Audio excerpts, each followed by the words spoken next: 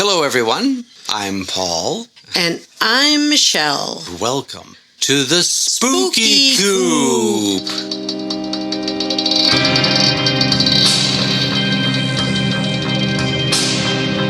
Welcome to the Spooky Coop.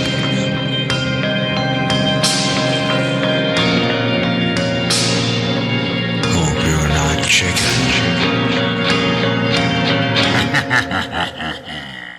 Today, at the Spooky Coop, I'd like to welcome you to our very first podcast. It's a big day. It's a big day for us here. Yeah, that's true. Even the chickens are happy out there.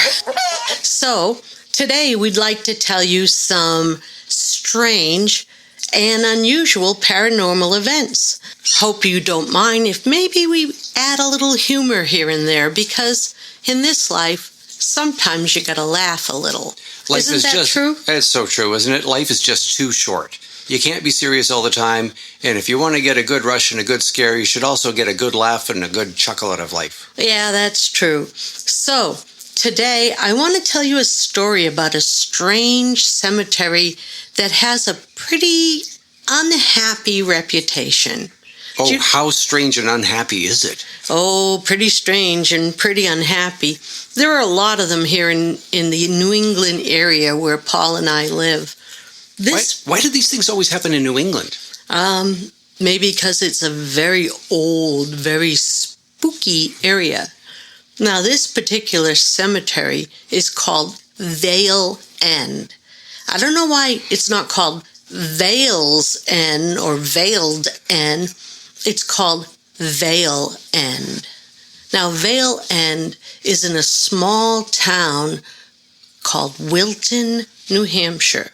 Now, if you go there, be careful. Not only will the police show up, especially if you're there after dark, or if you show up with ghost hunting equipment, because the neighbors are really picky about that. But if you show up after dark, you could possibly lose your life. No way. Yes, way. Because people have died. No. Yes. Oh. Let me tell you about it. No. Let me tell you. Tell me. All right. There is a mysterious blue lady at Vale End. Blue? Blue lady. I know. There's always a blue lady somewhere. Why not chartreuse or some other color? Yeah. Why it's blue? Always a blue lady or a white lady. You never see a plaid lady, even in a Scottish cemetery. We may find out yet. Yeah, maybe. Hey, if you've ever seen a ghost in a lady that's plaid in a Scottish cemetery, let us know. Or if you have another story about Vale End, let us know. So, how the stories go. I have 3 of them. One of them came from a very close personal friend, and 2 of them were stories that I was told secondhand, meaning that the friend of mine got them from a friend of hers. So here's the first one that I know of, and I know of this firsthand. There was a woman who had a 13-year-old daughter, and her daughter was at a sleepover the night before. And her daughter heard all these weird stories about Vale End and other haunted places in the area. And she came home and she said to her mother, "We drive by Vale End every single day, and I'm terrified. I don't want to go there anymore. I don't want to drive by there anymore. My friends told me horrible stories, and I don't want to go there." And her mother said, "Hey, it's just a cemetery. It's not even a scary cemetery. It's not like full of old haunted rocks and, they keep it up really nice. Half of it is new stones. It's got these beautiful tall trees, these beautiful tall like maple trees and oak trees. Very pretty cemetery. Now, we were there. To be fair, it's not scary in the daytime. Not scary in the daytime. But once dusk arrives and when darkness covers, Yeah. Then it has a very, very haunting element to it. Yeah, but it's still haunted in the daytime. things have still happened. You remember when we went there? Yes. And you remember what happened? I do. When we came back to the car, there was a huge tree limb that had fallen right on the road in front of the car. Yeah. And it took us 5 minutes to move the darn thing off of the road. It was huge. Did you hear it fall? No. So if a tree falls in Vale End and you don't hear it, did it really fall? I don't know. It really fell because it was in front of our car. Anyhow, so what happened was this woman, let's call her Sharon, and her daughter Kate. Not Karen? Not Karen. Sharon, not Karen. Okay. Not Karen, because she didn't throw a fit. Okay, good. Anyhow, so Sharon takes her daughter to Vale End, and she says, see how beautiful it is here? See how nice it is here? And then she goes in the back towards the older part of the cemetery, and she takes her to the Blue Lady's Rock. And we'll put that on our Instagram so you can see a picture of it. And when she takes her out there, I think we even might have some pictures of the Blue Lady. I don't know. We'll dig through our stuff and we'll see if we have a picture. And if we do, we'll put it up there too. Anyway, when she sees the Blue Lady's Rock, and when you see it, you'll see it's kind of pointed because over the years people chip pieces off of it. Shame on them. Yeah, well, I guess, it's a rock collection. Oh, and I have a story about that too, I'll tell you. So she brings her to the rock and she says, see, there's no problem. And then her daughter says, but there's a story. If you say, Blue Lady, Blue Lady, Blue Lady, come and get me, she'll come and get you, and she might even kill you. And her mother said, that's ridiculous. It's like saying Bloody Mary, Bloody Mary, Bloody Mary in a mirror. And the last time I said Bloody Mary, I got a tomato drink. You get intoxicated. With celery in it. Yes. Yeah, you get intoxicated. Sometimes without even drinking. Yeah. Just wisping by the nostrils. So anyway, her mother said, oh, that's baloney. And she held up her arms and she said, Blue Lady, Blue Lady, Blue Lady, come and get me. Anyway, nothing happened. And her daughter said, wow, I guess it's stupid. Nothing happened. So. Well, that was a bust. Yeah, that was a real, big excitement. No finish. So I guess that was a bust. So anyway, they leave. No big deal, And on the way home, her daughter says, hey, Mom, can we stop for a Coke and some chips at the local store? I just, and her mother says, why not? But I'm going to wait here in the car. Here's some money. You run in and get something. And so she's in there, and she's in there for a while, I don't know if there was a line or she's just 13 and can't pick between Doritos and barbecued Doritos, but who knows? Cool Ranch Doritos, that's what I'd pick. Anyway. So what happens next? So she comes out of the store, and she doesn't see her mother sitting in the car. She's walking towards the car, doesn't see her mom. So she looks around the parking lot, doesn't see her mom. So she heads to the car and she opens her door, and there's her mom lying across the front seat over the over the shift and everything. And her mother's stone dead. Absolutely dead. She freaks out. The ambulance is called. Turns out her mother had a massive coronary. Now her mother's barely 40 years old and dead. That's terrifying. Yeah. What an incredible trauma for a young girl to go through. Yeah, and, so she's, convinced the Blue Lady killed her. Did she? Who knows? Maybe she did. A real coincidence at the very least. Yeah, a real coincidence. The curse of the Blue Lady continues. Oh. Mm-hmm. There's more. Oh, yeah. So, now this one may be coincidence, but it may be the curse. So, there were 4 guys, 20-ish, and they had, hung out at a local pub and were going off and getting pretty drunk.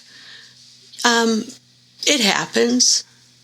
So they were having a good time. They got themselves more or less wasted. How drunk? Oh, I was going to say, how drunk were they? Were they? Wasted. Okay, go ahead. They were pretty wasted. And so, for fun, they said, let's go off and see the Blue Lady. So they did. And when they... Now, I heard that one of them was a little bit hesitant. Oh, yeah. One of them was like, I'm not going into that Which is cemetery. really amazing to me because they've all been drinking. Yeah. So what is it? Is this guy's... Do his better angels come out when he's been drinking? No, I think he was the designated driver. Ah, okay. Yeah, he only had 3 or 4 or 5 beers. Nobody makes sound judgment after they're drunk. Anyway, kids, don't drink beer if you're a minor. Anyway, so this guy, he's the designated driver, and he's like, I don't really want to play this game. It's not the thing I want to do. They said, you're just a jerk. You're just being scaredy cat. But they all head in, and they're his friends, so they drag him in with them. And when he gets in, they all go off to the Blue Lady Stone. And 2 of them right away, Blue Lady, Blue Lady, Blue Lady, come and get me. One of them kind of chickened out, and he just said, Blue Lady, Blue Lady, Blue Lady, and then he chickened out, didn't say come and get me. And the other one just stood there and looked at them like maybe they had a few screws loose. yeah. Okay. And I don't know, if he thought, well, they're just looking silly, or if he were really afraid of the whole Blue Lady thing. But he didn't say anything. So then one of the neighbors saw them that night out there and heard them, and she opened her window and she shouted out to them, I've called the cops.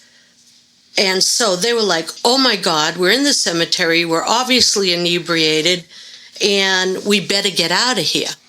So they ran back to their car. Not a good place to be at night. No, especially when you're not supposed to be there. And on top of that, they're all most of them 1 to 2 years underage for drinking. They're going to be in big trouble. A recipe for spending a night in the country club. Yeah. Yeah. Okay. Yeah. So yeah, the barred window country club. So they decided to get out of there. So they all ran to the car, and their designated driver ended up in the back seat because they were fast. There are 2 ways to get from Vale End. See, everyone wants to put an S on it, and run. One way drives you right back into town, and it's a paved road. And the other way is a dirt road, and that dirt road goes through this wilderness area. And on both sides of the wilderness area, there are sort of swamps and I guess what would you call that? A great place to make a spooky movie. Yeah, that's true. It's like swamps and high grass, and it's just like this wilderness area. And so they decided, or the guy driving decided, if he went down the paved way, that's where the cops are coming from. So he headed through the wetlands. And while they're running through the wetlands, he says, oh my God, I see blue lights. It's got to be the cops. Drive faster. I'm driving faster. The other guy, who happened to be the guy who said, Blue Lady, come get me, he saw the light too, and he said, they're coming faster. Hurry up, hurry up. The other 2 guys looked in the back and said, I don't see anything. I don't see any blue lights. Slow down, slow down.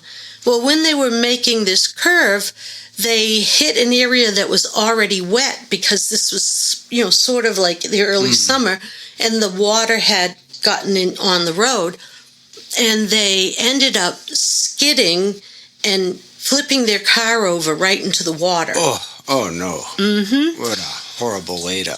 Yeah, so, did they end up in the water because they were inebriated, or was there a problem?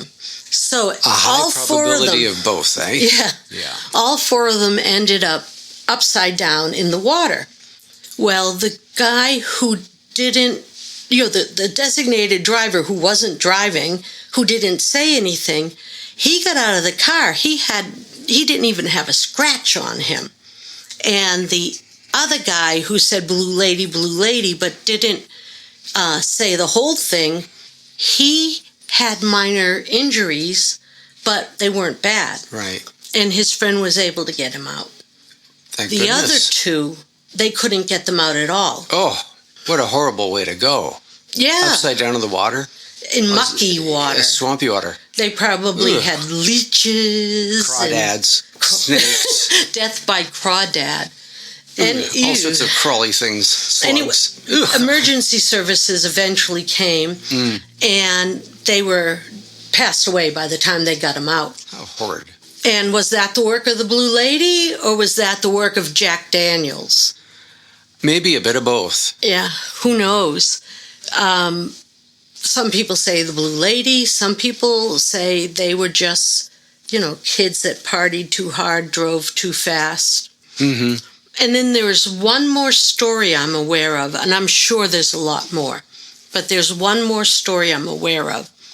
There were two women. Now, I may say some of this New Ager, even just saying New Ager, I'm probably saying it wrong, but there are this stuff that I don't necessarily understand the words for in this, and if I say the words wrong, I'm really sorry. Okay? There were two women who took some Native American drums, and they were part of this drumming circle thing that they do at a meditation type class. Yep. And they decided that they should go out and do their drumming healing thing at the Blue Lady Stone, and that when they did, that it would release her soul from the pain she's in. They thought that would, do it. They brought this, they thought just to do this on their own. Yeah, they thought that would be fun. That would be fun. Yeah, and that would release her. All this horrible stuff and rumors, stories, history about this place, and they're going to go have fun at their own I really don't That's know. awesome. I really don't know if they knew that stuff. I think that they were trying to help. So they... Well, God love them for trying to help. Yeah. Or at least wanting to. So what happened to them? So they ended up, sitting in front of her stone and playing their drums. I don't know. I have no idea.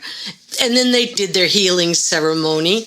Then after it was done, I think they burned sage and, they did all those things that they felt was the right thing to do. Before they left, each one of them broke a piece off of her stone and took it home with them. Oh, shame on them. Yeah, but hey, then when they got home... I have a question. What? If they were trying to release her and her spirit was attached somehow to this stone, why would they take a piece of it if they weren't trying to release her? It's like some part of them was trying to keep a connection going between themselves and the Blue Lady. Well, they thought she was gone. They thought they released her. And then they thought, well, we'll take this memento of her. And each one of them had the idea of putting it in a place of honor in their house, from what I was told. So... How odd. Well, it's what they did, Okay. Hey, I can't fault them for their beliefs. Were they just naive? I don't know. This is their belief. I think they were good-hearted. This is what they believe. I wouldn't have done it because I would be thinking, this is probably not cool. But obviously, tons of people had done it for hundreds. Sacred ground. It's very uncool. People have done it for hundreds of years, right? Yeah. Okay. Yeah, go look at the picture. People had done this for hundreds of years. So one of the two. Most of them are dead. Well, yeah. Did you know that 99.99999% of the population of Earth are dead? I didn't know that. Yeah. That makes sense. Yeah, if you go back in all of history, almost everyone in history are dead. Anyone not dead? The people who are living today. That's it. Yeah. Everyone who is not living today. No Marvel, hero or anything that survived through that? I don't think we have any eternal people. Yeah. Unless vampires are real. And we do have some vampire stories that are coming. Oh. Yeah. For we'll a talk future about episode. those later. Okay. For future episodes. Mm-hmm. So, anyway, they each brought a piece home. And one of the women who brought a piece home, she ended up driving the next morning to some class she was teaching. I guess she did this for a living, these classes. Right. Yoga classes, I think. And on her way to yoga class, and we know this because she lived for a little while after this accident, on her way to yoga class, she felt like somebody grabbed the wheel of her car.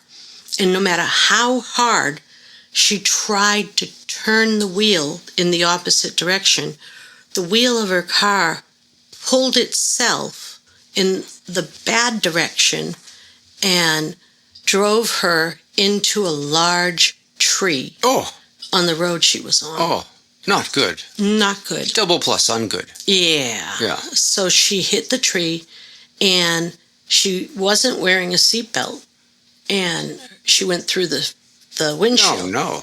She got really bad head injuries. She survived for several days in the hospital, and she told her friends and everyone else that she felt that it was the Blue Lady had cursed her because she didn't realize that playing an Indian drum in front of the Blue Lady, who lived in a time when Indians were people who were killing the settlers and were at war with the settlers, that she may have upset her. Yeah. And then by taking a stone home with her, it was a problem.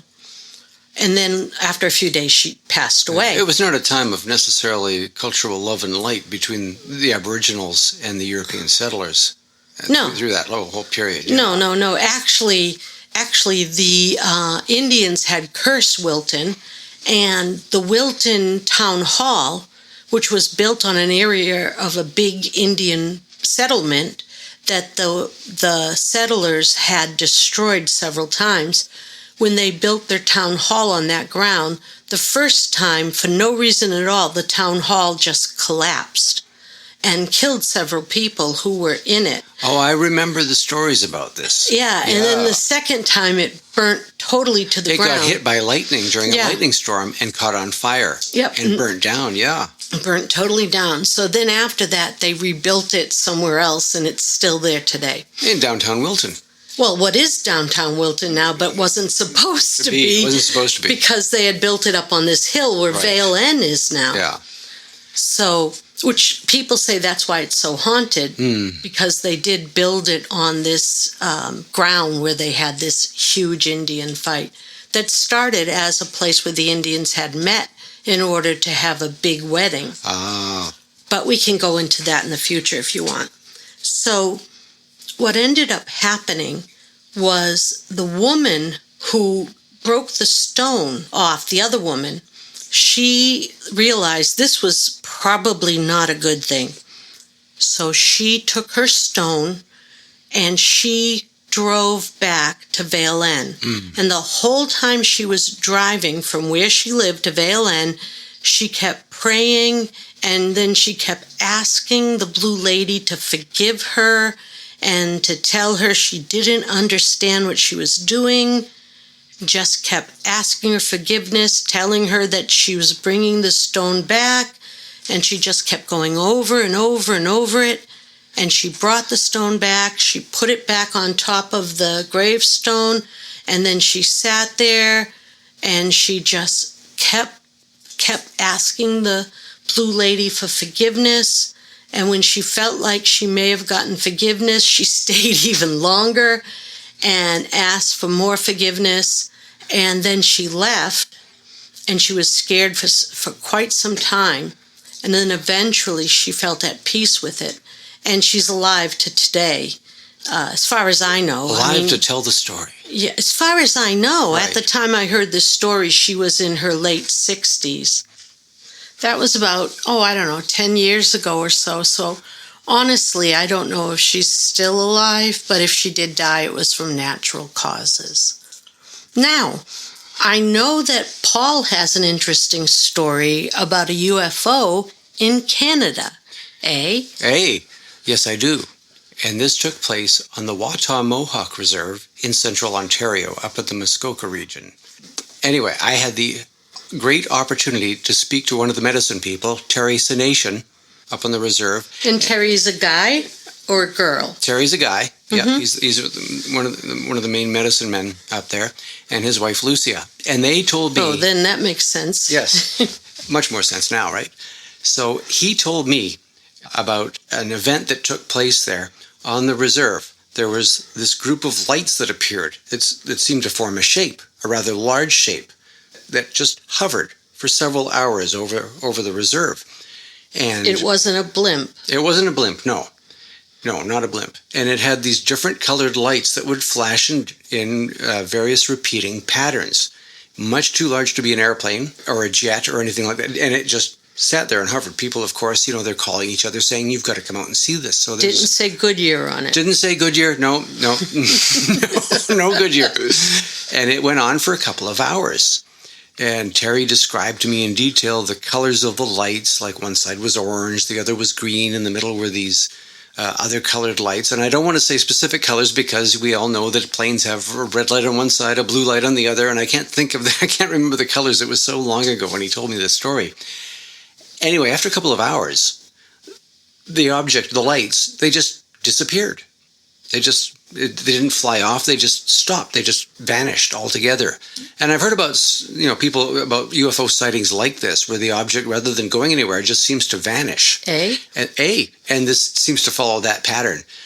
And what is curious about it, what really makes you wonder, is for the next 3 nights, there were groups of Canadian military helicopters that flew over the reserve around the area 3 nights in a row afterwards through that airspace. All 3 of the ones they have in Canada? All 3 of the ones that they have in Canada. My mailman knows, back then, he knew them all as well. Anyway, That's no joke. There are a bunch of stories up there, including stories about a man in black, which we'll tell in a future episode.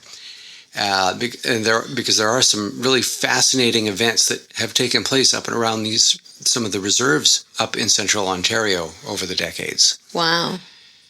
Do you know how to spell Canada? Canada.